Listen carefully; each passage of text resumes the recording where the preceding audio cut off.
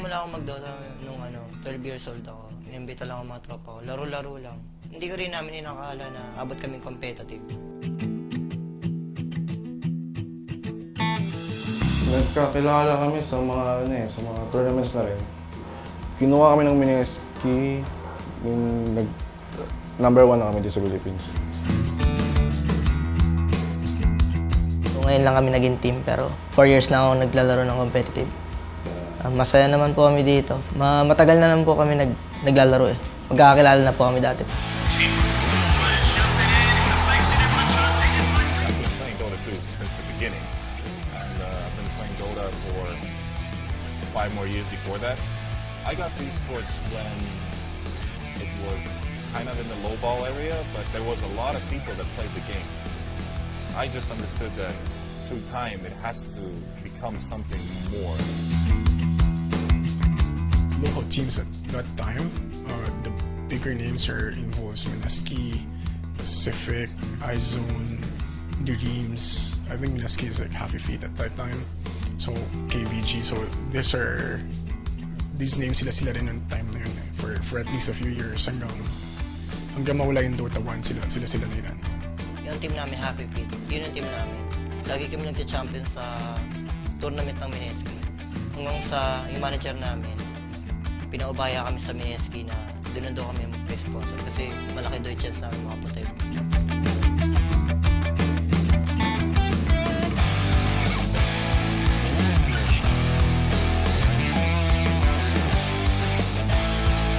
So sa Mineski Gaming Mansion po, meron kaming kailangan ma-consume hours per week, which is a maximum is 40 hours a week.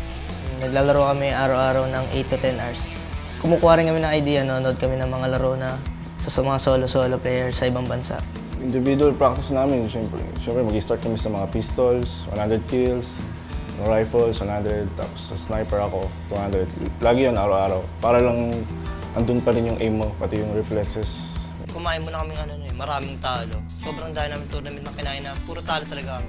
So, parang nakuha namin kung ano yung dapat namin gawin sa isa't isa. Hindi na kami nag-uusap. Gusto ko lang namin kung ano yung timpla ng team namin. A lot of people that do sports that are really good at it are like usually talented, but you can't do anything without being dedicated into the game and just kind of putting all the hours into it to actually use your talent. But overall, you need to figure out how the game actually is supposed to be won. Just playing it is just one part, and actually understanding how to win the game is the second part. Third part is that you actually need to be a good human to connect with people.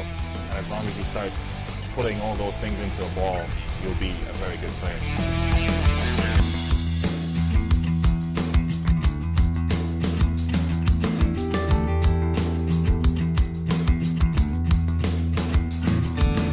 When I switched to streaming Dota, I noticed that the viewer count went up and then more people wanted to watch my streams. As far as I know, it's the most popular game here in the Philippines, so more and more Filipino viewers are coming in. Yeah, so we work with studios, we work with individual streamers and many others. We work with Alodia and Ashley here in the Philippines who are quite popular. We also work with smaller streamers, individuals, maybe Patra and Chalk would be a very good example. And we work with studios, Mineski and TV5. So it plays in our cards that the internet improves, that people can improve their hardware with more funds they have, and more money they have. So obviously everything improves a lot. And the Philippines is one of the markets where we can say new internet will bring more viewers to us. It's just a matter of time until the Philippines becomes a market where everybody can watch and everybody can enjoy esports, gaming, or entertainment on Twitch. Our goal, as Twitch as a platform, is really to try to get individuals and help individuals kind of turn gaming into streaming and really making it into their career, right? So, people can stream for a living, and we're starting to see that kind of happening right throughout the world. Obviously, it's much easier right now in the Western countries to be able to do that, due to like ads being more prevalent, and then people are very used to streaming already. They've had a head start, so to speak. We're starting to see Asia really kind of pick up, after that. And we're taking some of the existing models of what works in the US and in Europe, and then you can start translating it over here. So the key is, for most of the individual, what I would say is like, streaming is a great way to put yourself out there so other people know you. If you look at us as a platform, there's actually many ways you can make money, right? So in the past, we have ad revenue share, but the ad market here is not very mature yet, so obviously income from that is kind of low. But we're seeing that being supplemented by things like subscription program that we have, where your direct supporters can subscribe to you, and you get paid from that. But more importantly is that we're seeing a lot of our streamers, especially in Asia, companies are starting to notice them as they get bigger and they just get more popular. And then they really want to support you, and then you'll see stuff like tips where people want to help out the streamer. And actually, there's a really cool story in the Philippines recently where there's a streamer who actually got tips from their audience to help pay for her education because she was having financial issues. So it's stories like this is what we love to see here at Twitch. Of course, there are a lot of horror stories about students dropping out of school because of video games and stuff. Actually, my mom was pretty much against my and my sister's gaming before. And then now, I think her mind changed, seeing that it's become such a huge thing, that it's not all about just playing games anymore. It's about competing, and can actually be a sport now. It feels good to be promoting games, and it's nice to know that more and more people are getting into video games as well.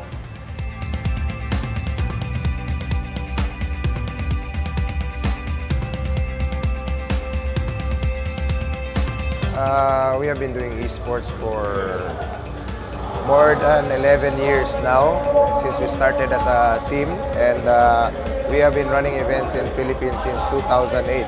Mineski events team started after the World Cyber Games was phased out here in our country. During that time, it seemed to me that the scene lacked some love.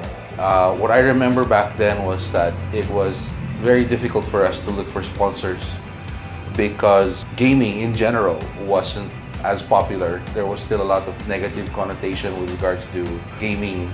The other thing that was difficult was that a lot of the players that we had were still very young. So a lot of times marami kaming minor na nag-attend ng mga tournament. So syempre pagka ganun, kailangan ipaalam sa magulang and so on. That said, hindi rin ganun kalaki yung tournament prizes pagka nagko-compete sila. Minsan, bibigyan lang sila ng isang parte ng para sa computer, wala naman silang computer sa bahay. Or bibigyan sila ng cash prize for the whole team. It would be like 5,000 pesos. Malaki na yung 10,000 pesos nun.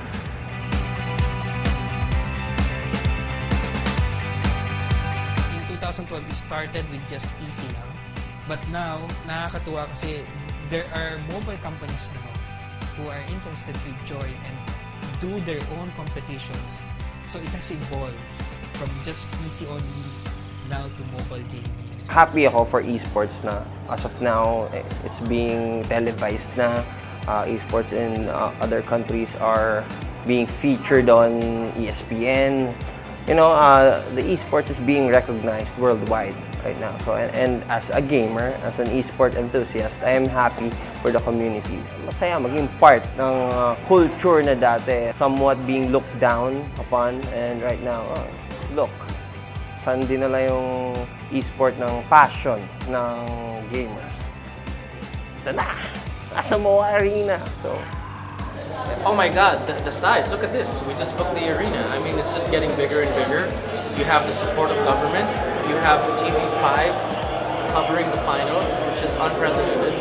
It's a local network going mainstream. And you have Action TV covering the whole thing. And I think it's just you have these big players coming in.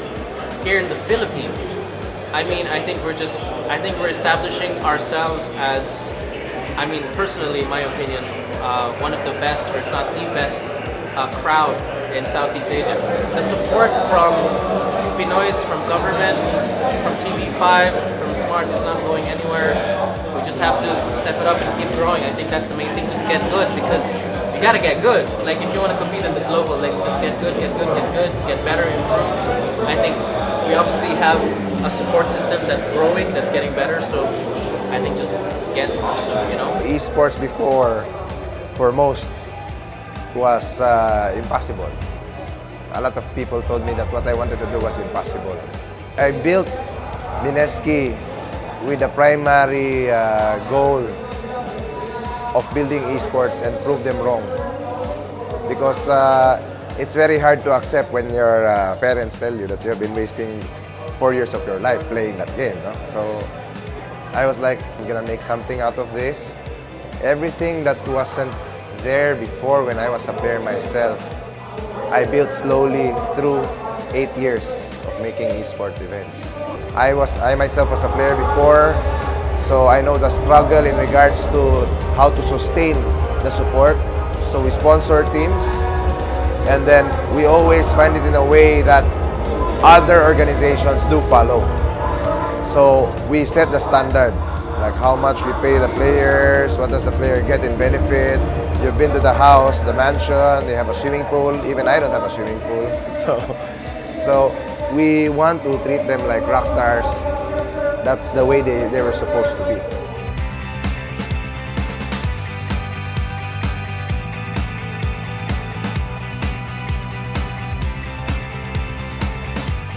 Pagiging manager ko po, kailangan nakaayos lahat, like tournament, schedule ng practice.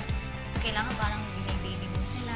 Pag may tournament sila, kailangan magagaanin mo yung loob, walang iniisip na pressure. Parang mami talaga. Pati na yung mga personal nilang problema, kailangan ina-advise mo sila. You have to have players that make you play better. You have to learn something constantly. Yung mga friends ko po, proud sa akin. Yung parents ko po, kinulit ko pa.